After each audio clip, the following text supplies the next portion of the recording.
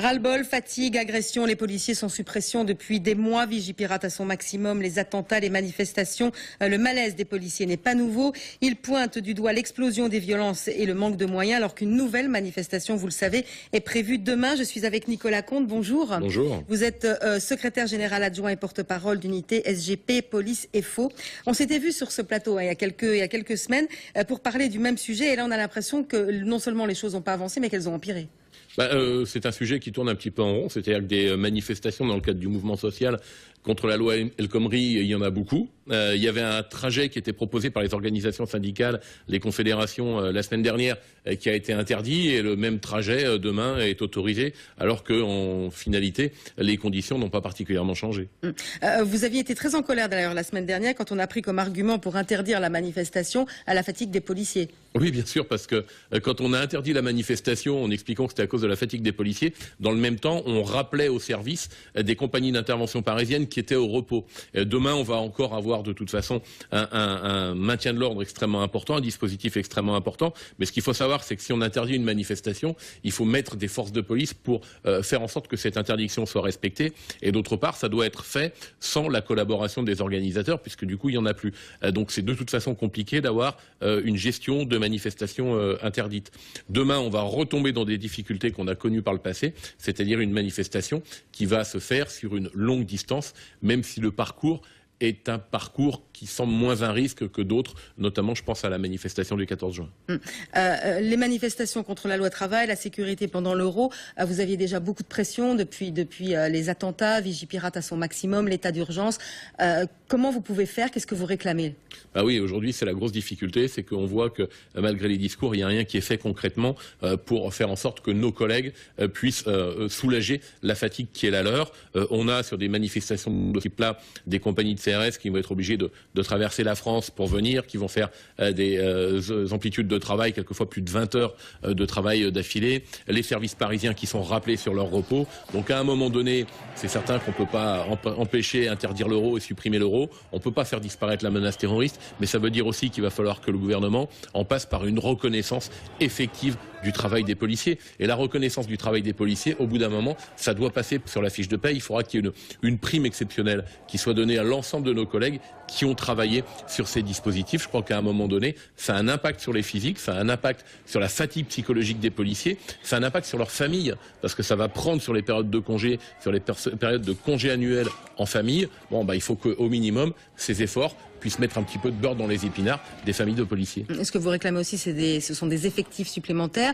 Vous les avez obtenus, sauf qu'il faut du temps. Oui, alors les effectifs supplémentaires, il faut reconnaître que ça a été fait. Il y a beaucoup d'efforts qui ont été faits pour des recrutements supplémentaires. Malheureusement, on le savait, s'il n'y a pas de solution miracle pour les avoir à la minute, il faut le temps de lancer le concours, il faut le temps de les former avant qu'ils puissent être présents sur la voie publique. Donc ça mettra encore un an et demi avant qu'on puisse être à plein rendement en termes d'effectifs. Donc malheureusement, et c'est bien la difficulté pour mes collègues, il n'y a pas de perspective rapide d'amélioration de ces conditions de travail très compliquées. On sent qu'il y a quand même une agressivité envers les policiers qui montent. On l'a vu avec ces manifestations. Pourquoi autant de violence dans ces manifestations? Comment on peut expliquer de tels débordements? Vous savez, moi j'explique pas tellement les débordements, on les constate et on constate que ce sont le fait d'individus extrémistes, de mouvances très radicales à l'extrême gauche et qui effectivement s'en prennent aux policiers. Il y a quelques années, quand vous aviez des manifestations comme ça, on avait affaire à des bandes de casseurs venus en général de la banlieue parisienne pour les manifestations à Paris et qui venaient casser des vitrines pour piquer des baskets. Aujourd'hui c'est pas ça, on a des individus organisés qui ont une certaine habitude de la clandestinité et qui viennent spécifiquement pour affronter les forces de l'ordre. Donc mes collègues, ils ont à faire face à ça, à une agressivité, à des attaques qui sont dirigées très concrètement contre eux, dans un contexte que tout le monde connaît, tout le monde a encore à l'esprit le drame et le double assassinat de Magnanville. Donc c'est vrai que c'est compliqué et on voit une transformation un petit peu des actes de violence qu'on constate lors de manifestations. Alors justement, vous en parlez, le drame de Magnanville où un couple de policiers était assassiné par un djihadiste, ça met en lumière un nouvel aspect. Les policiers, cette fois-ci, sont pris pour cible dans leur vie privée. Oui, et ça c'est très compliqué à gérer parce que le risque dans l'exercice du métier, il est connu et il est un peu intégré, même si bien évidemment il y avait un risque supplémentaire actuellement avec cette menace terroriste, avec les policiers qui étaient des cibles. Mais là, quand en plus pour un fonctionnaire de police, il doit prendre en considération la sécurité de sa famille et qui constate que le métier qu'il exerce fait peser une menace très directe sur la sécurité de son conjoint, de ses enfants, eh bien vous imaginez la chape de plomb et le poids que ça représente sur les épaules. Et ce poids, à un moment donné, on ne pourra pas s'en libérer en quelques jours, en quelques semaines, parce que cette menace, elle va perdurer. Alors, les policiers qui sont hors service pourront désormais être armés au-delà de l'état d'urgence. Les syndicats demandent aussi que les patrouilles à 2 se fassent désormais à 3. Donc, ce que vous voulez, c'est des mesures concrètes pour pouvoir lutter contre ça.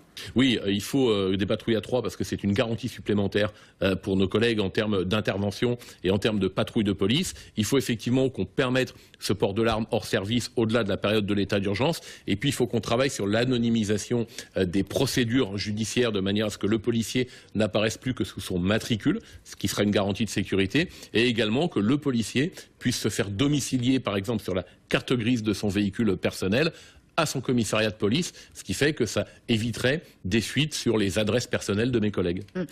Il faut revoir les règles de légitime défense.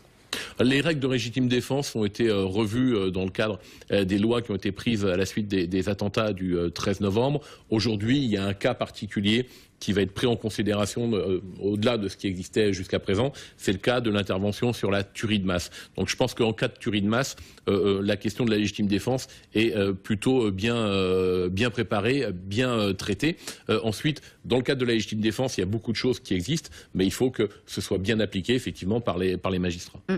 L'état d'urgence, c'est quelque chose qui aide le travail des policiers, ou est-ce que là il faut s'arrêter parce que ça vous épuise plus qu'autre chose? Le problème, c'est qu'aujourd'hui, on voit plus tellement bien à quoi correspond l'état d'urgence.